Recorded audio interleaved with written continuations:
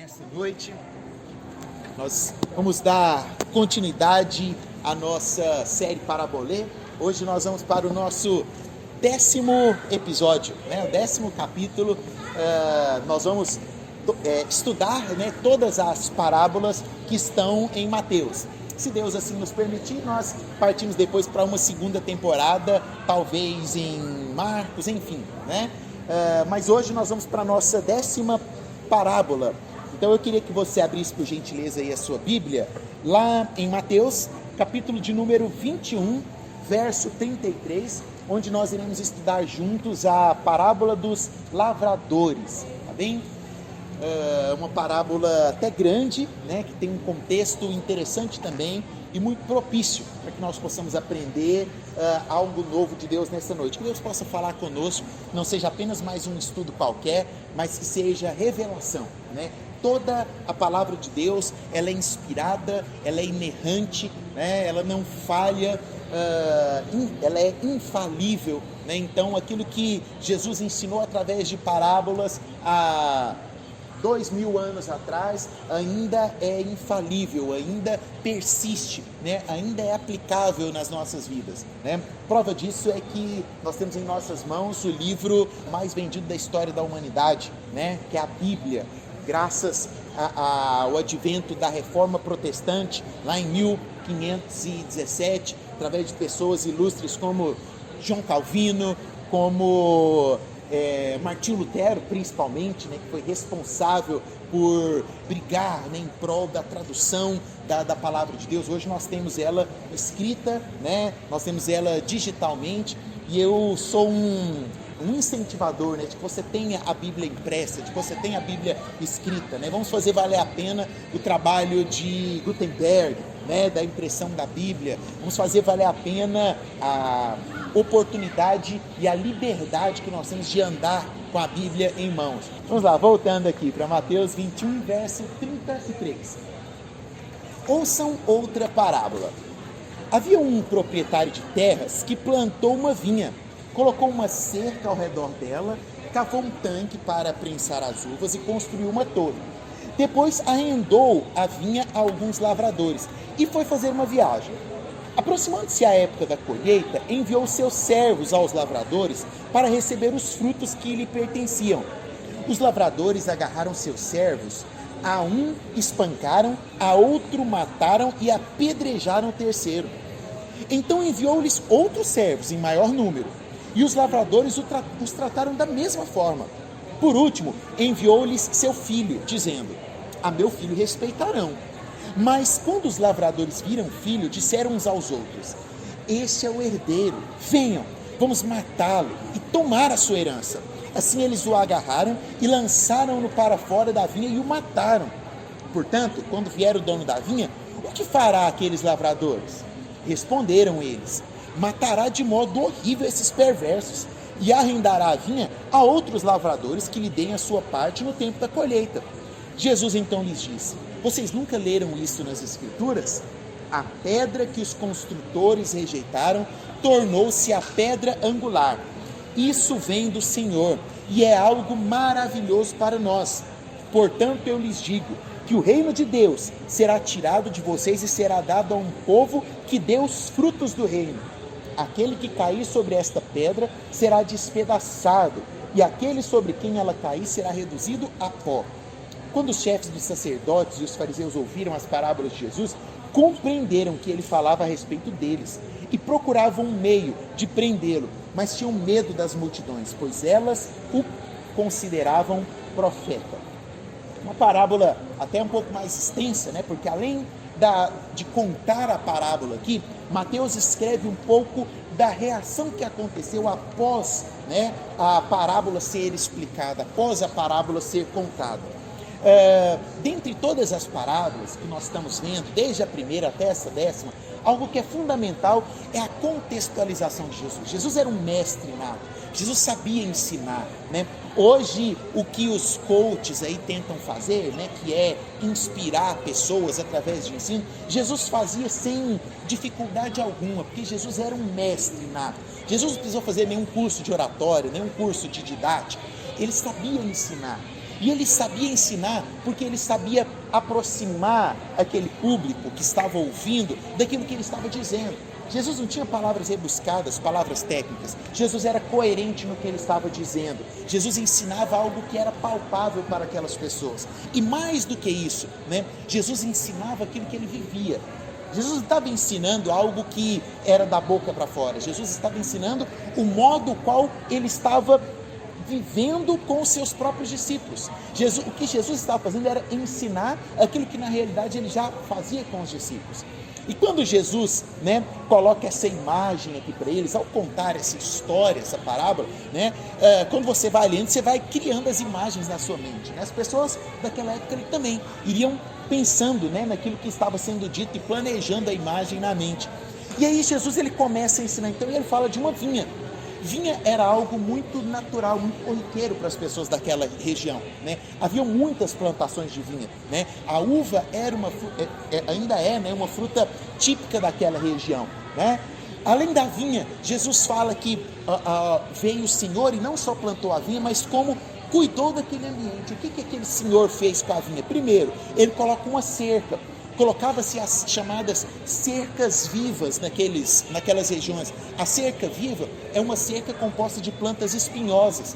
Por que se cercava, né, as videiras ali, a vinha, com essas plantas espinhosas? Primeiro, para impedir a aproximação de animais que poderiam porventura vir e estragar a plantação, e também impedir a aproximação de ladrões que viessem roubar ali no período em que as vinhas estivessem frutificando.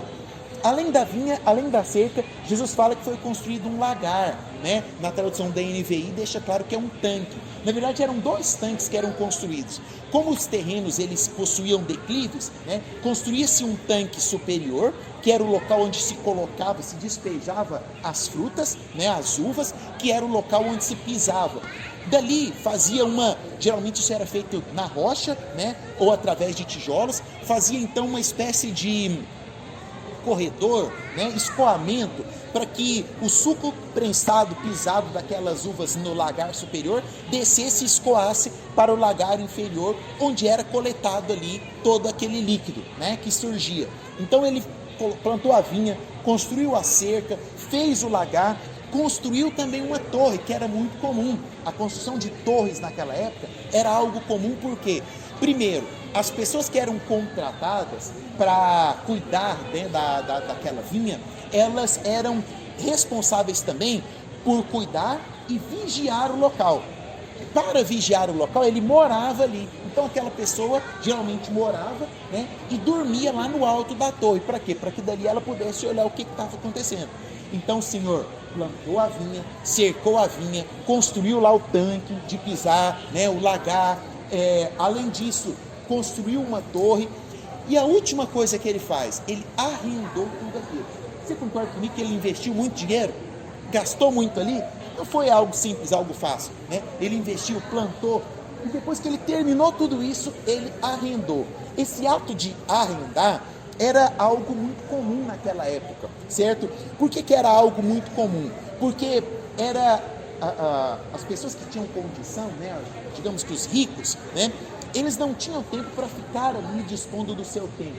Então ele fazia o investimento e contratava alguém para tomar conta, né? E aí ele pagava essa pessoa, dando para ela parte do lucro, né? Uma porcentagem do lucro, dando para ela parte dos frutos e até mesmo a contrapartida de oferecer para ela um local onde ela pudesse morar. Então era algo muito corriqueiro, muito natural de acontecer.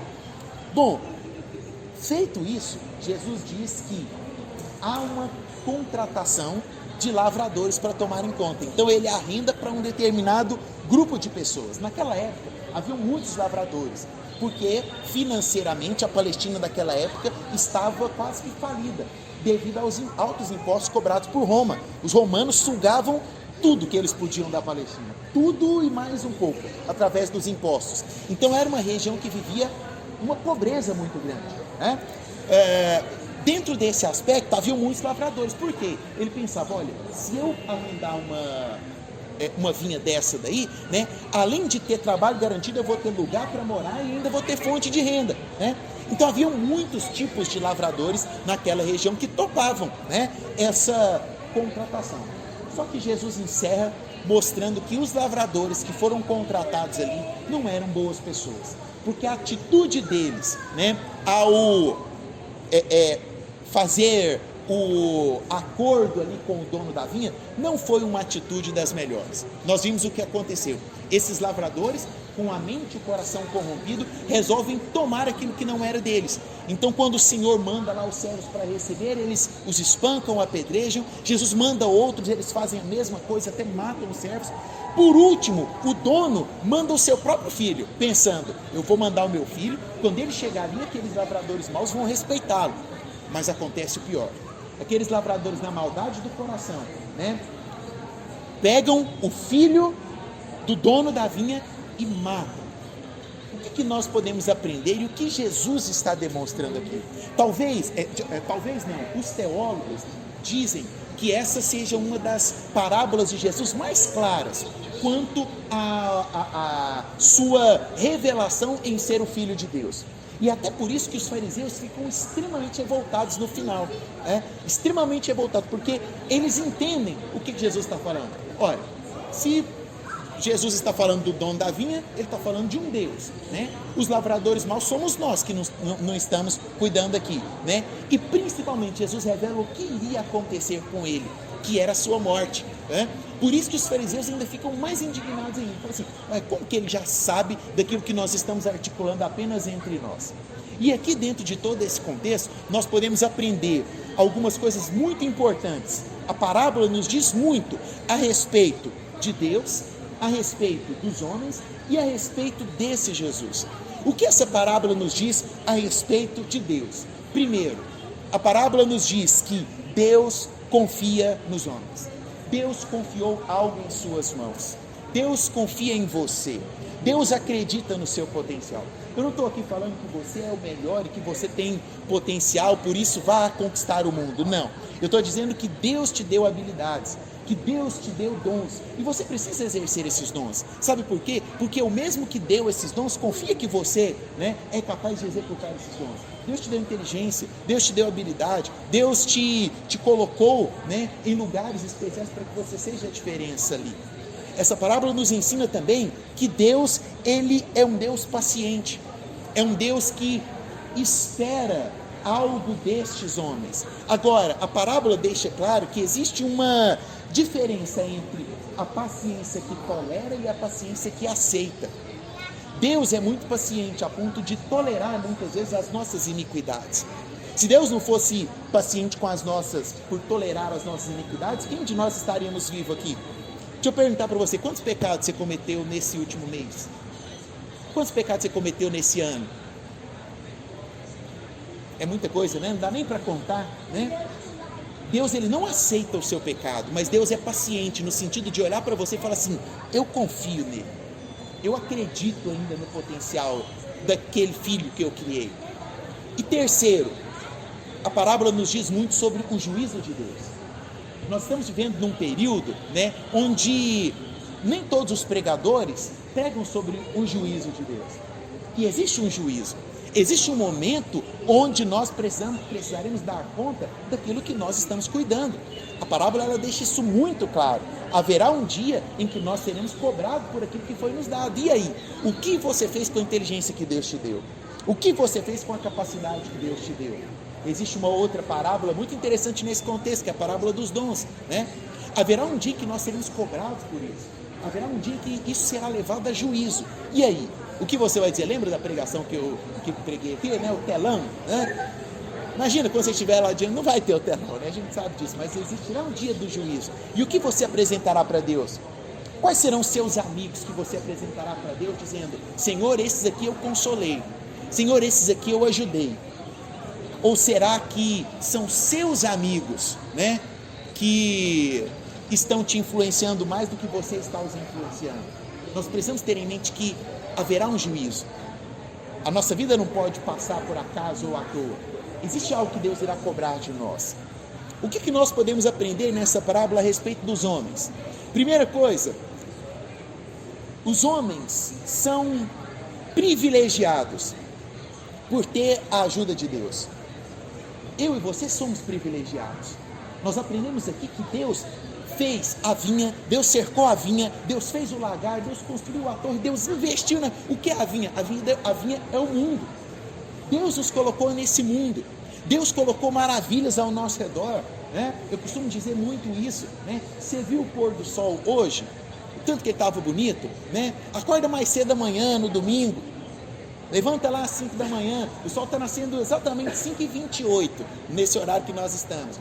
Deus nos deu maravilhas, Deus nos deu riquezas, Deus nos deu a natureza, deu o sol, a lua, a noite, Deus nos deu amigos, Deus plantou essa pessoa que está aí do seu lado para ser seu amigo, Deus nos deu tudo, para quê? Para que nós possamos ter uma vida mais ou menos.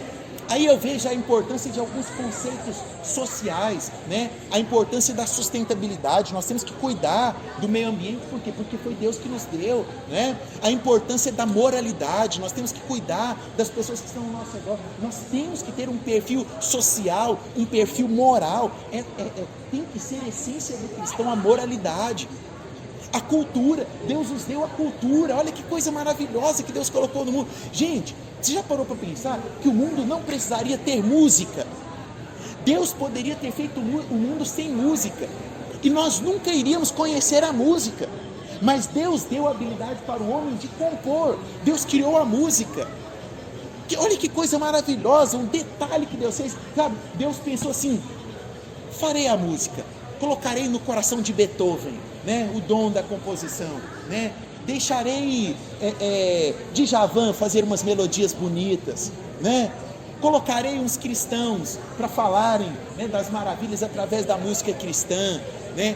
Inspirarei Martinho Lutero para compor Castelo Forte e tal. Que coisa maravilhosa, né? A arte, Deus nos deu a arte para nós apreciarmos, nós somos privilegiados por tudo aquilo que Deus colocou diante de nós. Olha que maravilha a arte, quanto são belas, né? A escultura, a pintura, tudo foi Deus que colocou no mundo para que nós pudéssemos usufruir, nós somos privilegiados por isso. Segundo, Deus nos deu a liberdade, e aí eu faço um parâmetro aqui, né? Deus nos deu a liberdade com a livre vontade, não livre-arbítrio. Nós temos vontades, né? Quinta-feira o Tebas me perguntou lá na célula, né? O pastor, esse negócio, né? Nós temos livre vontade, eu dei o exemplo para ele, eu falei, sim, se você quiser sair daqui agora e comer um sanduíche em sua casa, é sua vontade, né? Deus não vai te impedir de chegar lá, né? Agora, se você for lá e pedir 3x tudo, comer e for para casa, você tem que arcar com a sua livre vontade, né? Com a dor de barriga que você vai ter. Nós temos essa liberdade que foi nos dada. Agora, da mesma forma, nós temos que ter a responsabilidade. É a soberania de Deus que anda junto com a responsabilidade humana. Não são duas coisas indissociáveis. Do mesmo tanto que Deus é soberano, manda em tudo e direcionou todas as coisas, há uma responsabilidade humana que é nossa. E como eu disse, a responsabilidade que nós devemos ter com a natureza, com o nosso próximo, com as pessoas que estão ao nosso lado. E por último, né, fala a respeito do caráter intencional do pecado do homem. Existe um caráter intencional de pecado em todos nós. Existe uma impureza muito grande no meu coração, nos nossos corações. Nós nascemos pecadores, nós somos pecadores. E só há um fim para o qual nós somos criados, para a manifestação da glória de Deus, que é quando a glória de Deus se manifesta em nós e nos purifica dessa vida de pecado. Essa parábola fala exatamente disso. Esses lavradores tinham tudo para terem uma boa vida ali, poderiam, né, cuidar da vinha, receber por aquilo que eles estavam fazendo, ter a parceria ali com o dono da vinha, mas o que eles fizeram? No pecado do coração, na sujeira do coração que existe no homem, o que eles fizeram? Eles resolvem fazer tudo errado, resolvem tomar a vinha, resolvem matar os homens, resolvem matar o filho do dono da vinha. E por último, essa parábola nos diz muito a respeito de Jesus. Primeiro, o direito de Jesus como o maior de todos. Por que o filho vai por último, né? Jesus até falou, olha, pensando que vão respeitar o meu filho, vou mandar ele por último, né? E o filho dele vai por último ali, mas eles não respeitam. Agora, isso não significa que esse Jesus, esse Filho de Deus, não tinha a maior de todas as autoridades. Até porque nós sabemos que a morte dele não foi o fim, mas apenas o início. Ele tinha e tem esse direito como o maior de todos os profetas. E segundo, essa parábola nos ensina sobre o sacrifício de Jesus. Jesus, ele não vem à terra, né, enganado, né? Jesus não vem a essa terra, tipo assim, Deus chegou para Jesus e falou: Jesus, é o seguinte, faz uma visitinha ali embaixo, eu tenho Maria, vai ser sua mãe, tal, aí vai ter uma galerinha que vai andar com você, uns caras bons, Pedro, né, meio griladão, mas ó, vai lá que é uma galera de boa. Tem só um Judas lá que depois eu te conto, vai Jesus, empurra, e Jesus nasce. Não foi assim. Jesus sabia claramente, Jesus sabia muito bem qual era o seu propósito. Quando o dono da vinha manda o filho da vinha para ir lá, ele já sabia muito bem o que tinham feito com os outros. Ele sabia que tinham apedrejado, matado os outros. O filho do dono da vinha não vai ali por acaso. Da mesma forma com Jesus. Jesus não vê esse mundo por acaso. Jesus sabia o que havia acontecido com os profetas. Jesus sabia o que iria acontecer com João Batista, que foi o último dos grandes profetas. Jesus sabia o que aconteceria com ele. Jesus saberia o que estava destinado a ele, que era a cruz do Calvário. E nem por isso Jesus recusa um instante a descer a essa terra por eu e você pecador. Muito pelo contrário, ao invés de pensar, né, se nós valíamos ou não o sacrifício, Jesus, ele toma a atitude de morrer por nós pecadores, nós que fomos escolhidos, porque ele sabia que essa atitude em sacrificar-se em nosso lugar, ela valeria a pena. Ele sabia que foi para isso que ele foi chamado. Ele sabia que você tinha e tem uma importância para o reino de Deus. Ele sabia que o seu propósito lá dentro da sua casa, lá dentro do seu trabalho, lá dentro da sua família, era e é ainda um propósito nobre. E ele sabia que morrendo por você, você faria valer a pena. Você estaria aqui aprendendo sobre a palavra dele e colocando isso em prática amanhã no domingo, quando você acordar para ver o pôr do sol, na segunda-feira, quando você chegar lá na escola, na faculdade, quando você chegar na sua casa hoje à noite, quando você se deparar com seus amigos que não são cristãos e que querem te influenciar, mas que você irá influenciá-los. Jesus sabia que morrendo naquela cruz do Calvário, você faria valer a pena o sacrifício dele. E é por isso que ele se entrega ali. E a parábola termina falando de algo fundamental: a pedra. Jesus lhes disse: vocês nunca leram isso nas Escrituras? A pedra que os construtores rejeitaram tornou-se a pedra angular. Isso vem do Senhor e é algo maravilhoso para nós.